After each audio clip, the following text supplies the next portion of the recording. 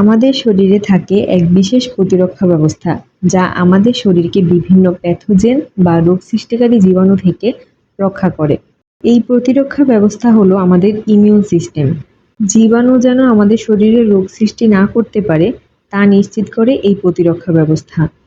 অর্থাৎ জীবাণুর আগমন দেখলেই এই প্রতিরক্ষা ব্যবস্থা লড়াই করা শুরু করে।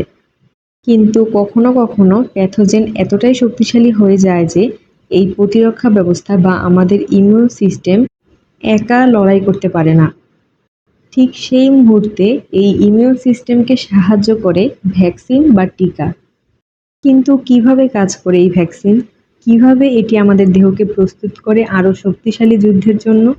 আর কেনই বা আমাদের সকলকে টিকা নেওয়া প্রয়োজন? আজকের ভিডিওতে আমরা ভ্যাকসিন সম্পর্কে জানব। ভ্যাকসিন একটি জৈব রাসায়নিক যৌগ যা অ্যান্টিবডি তৈরি হওয়ার প্রক্রিয়াকে উত্তেজিত করে দেহে কোনো একটি রোগের জন্য প্রতিরোধ ক্ষমতা জন্মাতে সাহায্য করে। কোনো রোগের ভ্যাকসিন বা টিকা হলো কেবলমাত্র সেই নির্দিষ্ট রোগটির বিরুদ্ধেই প্রতিরোধ ক্ষমতা বর্ধনকারী। ভ্যাকসিন প্রথম আবিষ্কার করেন এডওয়ার্ড জেনার 1976 সালে।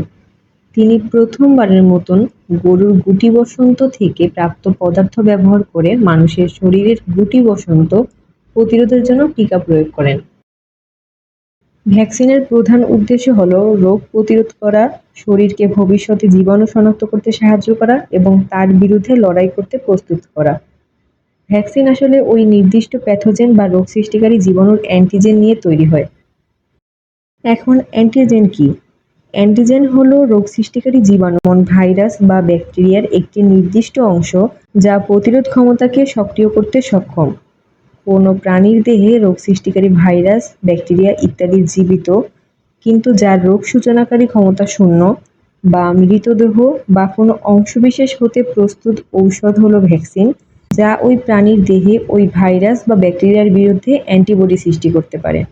প্রতিরোধ ক্ষমতা সক্রিয় বলতে কোনো জীবাণু যখন আমাদের শরীরে প্রবেশ করে, শরীর তাকে ফরেন পার্টিকেল হিসেবে চিহ্নিত করে এবং আমাদের ইমিউন সিস্টেম তখন তাকে অ্যাটাক করে। আর এই ইমিউন সিস্টেমের অ্যাটাক করাকেই বলা হয় প্রতিরোধ ক্ষমতা সক্রিয় হওয়া। ভ্যাকসিন তৈরির জন্য প্রথমে গবেষকরা প্যাথোজেন বা রোগ জীবাণু শনাক্ত করেন যা রোগ সৃষ্টি করে। এটি হতে পারে ভাইরাস, ব্যাকটেরিয়া বা অন্য কোনো প্যাথোজেন।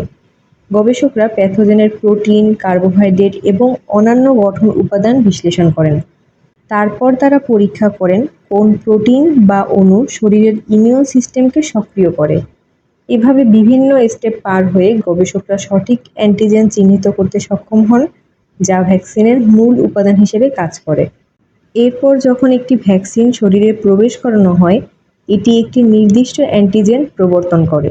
এই অ্যান্টিজেনগুলি সাধারণত জীবাণুর প্রোটিন, শর্করা বা অন্য কোনো উপাদান হতে পারে। অ্যান্টিজেন শরীরে প্রবেশ করার পর আমাদের প্রতিরোধ ক্ষমতা একটি বিদেশি অনুপ্রবেশকারী বা ফরেন পার্টিকেল হিসেবে চিহ্নিত করে এবং প্রতিক্রিয়া শুরু করে। এটি দুটি ধাপে ঘটে থাকে: প্রাথমিক প্রতিক্রিয়া এবং মেমোরি সেল তৈরি। প্রাথমিক প্রতিক্রিয়ার অংশ হিসেবে শ্বেত রক্তকণিকা, বিশেষ করে বি কোষ এবং টি কোষ অ্যান্টিজেনকে শনাক্ত করে এবং এর বিরুদ্ধে লড়াই শুরু করে। বি কোষ অ্যান্টিবডি তৈরি করে যা অ্যান্টিজেনকে নিরপেক্ষ করে এবং ধ্বংস করতে সাহায্য করে। টি কোষ সংক্রমিত কোষগুলো ধ্বংস করতে সহায়ক হয়। এরপর আসে মেমোরি সেল তৈরি। এই ক্ষেত্রে প্রতিরোধ প্রতিক্রিয়ার পর কিছু বি কোষ এবং টি কোষ মেমোরি সেলে পরিণত হয়। এই মেমোরি সেলগুলো শরীরে দীর্ঘ সময় ধরে থাকে এবং ভবিষ্যতে একই অ্যান্টিজেনের সংস্পর্শে এলে দ্রুত প্রতিক্রিয়া জানাতে প্রস্তুত থাকে। মেমোরি সেলগুলোর কারণে শরীরের প্রতিরোধ ক্ষমতা ভবিষ্যতে একই জীবাণুর সংস্পর্শে এলে দ্রুত এবং কার্যকরভাবে প্রতিক্রিয়া জানাতে পারে। এই প্রতিরোধ প্রতিক্রিয়া দ্রুত হওয়ার ফলে রোগ সৃষ্টিকারী জীবাণু শরীরে সংক্রমণ ঘটাতে পারে না বা সংক্রমণের তীব্রতা কমিয়ে দেয়। এভাবেই ভ্যাকসিনের মাধ্যমে আমরা কোনো একটি নির্দিষ্ট রোগ সৃষ্টি হওয়া থেকে রক্ষা পেতে পারি। ভ্যাকসিন মূলত বিভিন্ন ধরনের হয়। আমি এখানে কয়েকটি টাইপ নিয়ে আলোচনা করছি। অ্যাটিনুয়েটেড ভ্যাকসিন। এই ধরনের ভ্যাকসিন তৈরি হয় জীবিত, সম্পূর্ণ বা পরিপূর্ণ ব্যাকটেরিয়াল সেল বা ভাইরাল পার্টিকেল থেকে, যেগুলো এমনভাবে ট্রিট করা হয় যেন তাদের ভিরুলেন্স বা রোগ সৃষ্টিকারী ক্ষমতা কমে যায়, অর্থাৎ দুর্বল হয়ে যায়। এই দুর্বল হয়ে যাওয়া জীবাণু আমাদের আর রোগ সৃষ্টি করতে পারে না, কিন্তু আমাদের ইমিউন সিস্টেমকে উত্তেজিত বা স্টিমুলেট করতে পারে। বিভিন্ন রোগের ভ্যাকসিন যেমন মিজলিস, মাম্পস, রুবেলা, ইয়েলো ফিভার এবং কিছু ইনফ্লুয়েঞ্জা ভ্যাকসিন এই পদ্ধতিতে তৈরি হয়। ইনঅ্যাক্টিভেটেড ভ্যাকসিন, এক্ষেত্রে জীবাণুগুলোকে মেরে ফেলা হয় যাতে করে তাদের ডিজিজ তৈরি করার ক্ষমতা চলে যায়।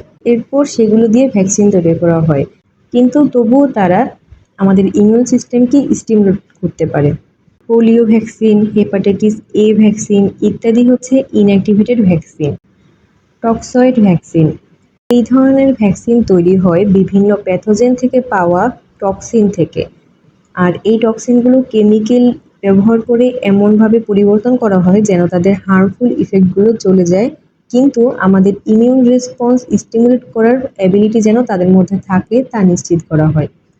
টিটেনাস, ডিপথেরিয়া ইত্যাদি রোগের ভ্যাকসিন হচ্ছে টক্সয়েড ভ্যাকসিন। এছাড়া আরও বিভিন্ন ধরনের ভ্যাকসিন রয়েছে, যেমন sub unit vaccine, mRNA vaccine, viral vector vaccine ইত্যাদি। সাধারণত যে কোনো ভ্যাকসিনেরই পার্শ্ব প্রতিক্রিয়া থাকতে পারে, তবে এই পার্শ্ব প্রতিক্রিয়াগুলো সাধারণত হালকা হয় এবং বেশি দিন স্থায়ী হয় না।